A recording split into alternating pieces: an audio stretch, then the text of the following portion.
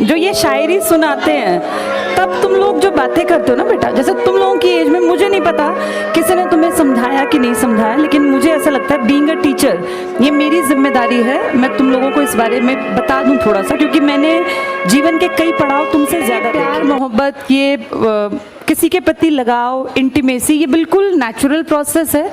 इसमें ऐसा नहीं है कि सिर्फ तुम ही इस उम्र से गुजर रहे हो, तुम्हारे पेरेंट्स, तुम्हारे दादा दादी, हम, अब अगली पीढ़ी तुम, ये एक एहसास है। लेकिन ये खूबसूरत एहसास बेटा कई लोग बहुत गलत तरीके से सोसाइटी में पेश करते हैं। जैसे इंटीमेसी होना, किसी के प्रति लगाव होना, किसी को हम बहुत ज़्यादा पसंद करते हैं, ये खूबसूरती भरे एहसास हैं। और जिसके अंदर प्यार है ना, वो कभी गलत नहीं चल सकता बेटा, जिसको हम रियल में प्यार कहते हैं। प्यार का मतलब ये नहीं कि आप किसी के प्रति फिजिकली एक अट्रैक्शन फील कर रहे हैं। प्यार का मतलब है आप उस इंसान की खूबसूरती को महसूस कर रहे हैं और आप उसको एक अच्छा इंसान बनने में मदद कर रहे हैं। इंसान का मतलब होता है मानवता के लिए जीना, समाज के लिए कुछ बेहतर करना। तो असली प्यार वो है जो आपको आपका बेहतर वर्जन बना दे। आप जिस काबिल हैं, हर आदमी के अंदर ना कोई काबिलियत है। कोई भी लड़की किसी लड़के की लाइफ में अगर है, या किसी लड़की की लाइफ में कोई लड़का है, तो बेटा वो सही है या गलत, इस बात का अंदाज़ा इस चीज़ से लगाया करो कि उसके आने से तुम्हारे जीवन में क्या प्रभाव पड़ेगा। वो अगर तुम्हें गलत रास्ता दिखा रहा है या दिखा रही है, क्योंकि आजकल ये प्रॉब्लम सिर्फ लड़कों की नहीं है बेटा, कितने ही लड़के भी बेचारे इस तरह के गलत रिलेशंस का प्रभाव ये पड़ता है कि उन बेचारों की लाइफ स्पॉइल हो जाती है। मैं तो तुम दोनों के कैरेक्टर में दोनों को जज कर सकती हूँ। ये लड़कियों की भी जिम्मेदारी है बेटा, किसी के इमोशंस के साथ खेलना नहीं होता। किसी रिलेशन में अगर तुम आओ तो इस बात को मानो बेटा। अब देखो, बातचीत नहीं करो, ये बातें तुम्हारे माँ बाप कभी नहीं समझाएंगे जो गलत है। मेरी बेटी खुद भी बड़ी हो रही है, मैं अपनी बेटी को भी ये सलाह देती हूँ। तुम उससे बड़े हो इसलिए तुम्हें थोड़ा सा और डिटेल में बात कर रही हूँ। अपना जीवन साथी अपनी मर्जी से चुनना कतई गलत नहीं है। ये मैं तब कह रही हूँ जब मैं खुद एक बेटी की माँ हूँ, और ये मैं उसको भी कहती हूँ कि बेटा अपने आप को काबिल बनाना, इस काबिल बनाना कि अगर तुमसे ज़िंदगी में गलती हो भी जाए, कई बार ऐसा नहीं है, ऐसा बिल्कुल नहीं है कि इंसान गलती नहीं करता, हर इंसान गलती करता है। और बहुत पढ़े लिखे काबिल लोग भी कई बार जीवन साथी गलत चूज़ कर लेते हैं। तो इसका ये मतलब नहीं कि अपनी ज़िंदगी को नरक बना के काट दें, लेकिन जब आप अपने जीवन साथी का चयन करें तो इस बात का ध्यान रखें कि ये ज़िंदगी सिर्फ 2 दिन की नहीं है।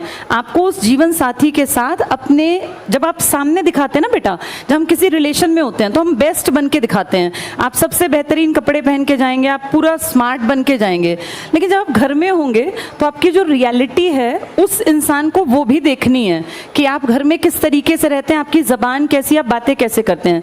तो इसलिए किसी रिलेशनशिप में जब आओ तो इस बात को समझ के आना कि ये 4 दिन निभाने का रिश्ता नहीं है, ये ज़िंदगी भर निभाना है। और इसके बाद आपकी जो अगली पीढ़ी तैयार होगी, आप दोनों के अंदर वो गुण होने चाहिए जो अच्छे इंसान हम समाज को देके जाएं।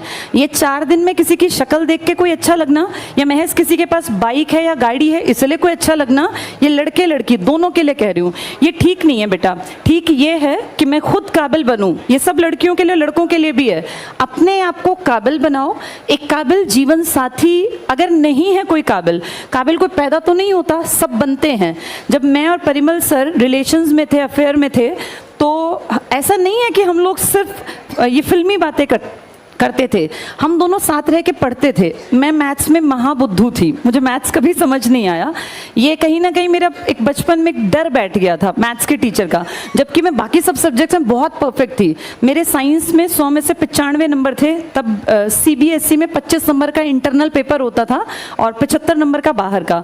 मैं आपको ये बताना चाह रही हूँ कि जो कमज़ोरी थी ना, मैंने अपने, जब मेरा और सर का अफेयर था तो उस कमज़ोरी को बेहतरी बनाया। मेरे DSSB में 20 में से 20 नंबर का मैथ्स आता था, अभी भी 20 का ही आता है वहाँ, मेरे 12 नंबर आ गए थे, 12 या 14 के आसपास। मतलब जो लड़की 0 थी मैथ्स में, और मैं कभी मैथ्स करके ही नहीं आती थी, मुझे लगता था इसमें मुझे कुछ नहीं आना, उसमें मैंने अपने अफेयर के दौरान इतनी इम्प्रूवमेंट की कि मैं उस 0 से और 20 में से 12 या 14 तक पहुँच गई। ये बता रही हूँ आपको कि आप जिस रिलेशन में है ना, वो आपके बेस्ट को बाहर निकाले तो आप सही इंसान के साथ हैं। और अगर आप किसी भी लड़की के साथ हैं या किसी लड़के के साथ हैं जो आपको पढ़ाई से हटा रहा है, तो ये रिलेशन आपके फ़ायदे का नहीं है बेटा। कभी भी दो लोग जब एक रिश्ता उनके बीच में है तो उस रिश्ते में दोनों की बराबरी होनी चाहिए और वो दोनों का बेस्ट बाहर निकाले।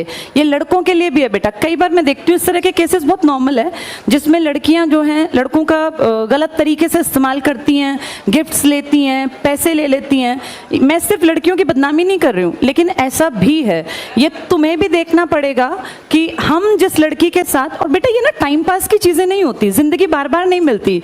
ये 20 से लेके और 25 साल तक आपका करियर बिल्डिंग का भी टाइम होता है मेन, और इसी टाइम पे एक नेचुरल प्रोसेस है, आपको ऑपोजिट जो भी होगा वो पसंद भी आएगा। तो इस चीज़ में एक बैलेंस बना के चलना आपकी जिम्मेदारी है। लड़कियां किसी भी रिश्ते में तब बंधें जब वो उसको निभा सकें। ऐसा ना हो आप किसी के साथ बहुत ज़्यादा इंटीमेसी में है, रिलेशन में है, फिर जब आपको एक स्टेज पे आके आप कहें कि नहीं मुझे अपने पेरेंट्स के अकॉर्डिंग चलना पड़ेगा। पेरेंट्स के अकॉर्डिंग चलने में बुराई नहीं है, पर बेटा किसी भी रिश्ते में किसी को इतना हद तक इन्वॉल्व ना करना जिससे उसके परिवार का जीवन तबाह हो। कई बार ऐसा सुनने में आता है किसी लड़के ने सुसाइड कर लिया। किसी लड़की के लिए मरने की किसी को जरूरत नहीं है, ना ही किसी, लड़कियां वैसे मरती भी नहीं है, लड़के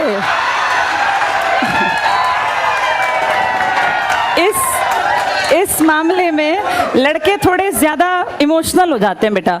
जैसे कई बार हम सोचते हैं कि लड़कियां इमोशनल हैं, लड़के भी बहुत इमोशनल होते हैं। और मैंने तो लड़कों को अपने लाइफ में हर रूप में देखा, पिता के रूप में, भाई के रूप में, हस्बैंड के रूप में, बेटे के रूप में। इसलिए मैं बता रही हूँ कि किसी के इमोशंस के साथ खिलवाड़ नहीं करना चाहिए। पहले ये कहानी सिर्फ लड़कों के बाट पर थी कि लड़के ऐसा करते हैं, लेकिन आज हम देखते हैं बहुत सारे रिलेशंस में लड़कियां भी गलत हैं।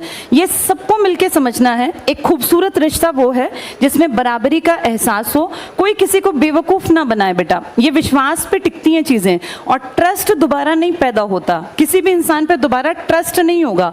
जहाँ फेथ नहीं है वहाँ रिलेशंस नहीं बनाने चाहिए, वहाँ रिश्ते आगे नहीं बढ़ाने चाहिए। रिश्ता सबसे खूबसूरत वो है जो आपके बेस्ट को बाहर निकाले। अगर आपको कोई पढ़ाई से रोकता है, कोई आपको ये कहे कि चलो चैटिंग कर लेते हैं, पढ़ाई बाद में हो जाएगी, तो वो तो ये सोचो तुम्हें पीछे ले गया वो, चाहे वो लड़का है चाहे लड़की है। होना ये चाहिए कि तू अपने इतने चैप्टर तैयार कर, मैं अपने इतने चैप्टर तैयार करूं, इसके बाद टाइम मिला तो हम बात करेंगे, नहीं तो फिर हम कल और स्पीड बढ़ा के अपनी चैप्टर्स को पूरा करके फिर बातचीत कर लेंगे। तो इस चीज़ को समझना, ये तुम्हारी उम्र में ना ये सब चीज़ें फैसिनेटिंग लगती हैं कि पता नहीं ये क्या चीज़ है। और बेटा जिनके गर्लफ्रेंड बॉयफ्रेंड नहीं है वो महा खुश हैं, उनको चाहिए पढ़े लिखे और आगे बढ़ें।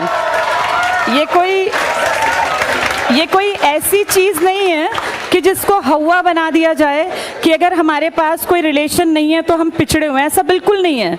और ईश्वर ने ना आपके लिए जिसको चुना है वो आपको अपने आप मिल जाना है। बस आप अपने लक्ष्य पे फोकस रखो कि पढ़ना है, लिखना है, काबिल बनना है। All the best.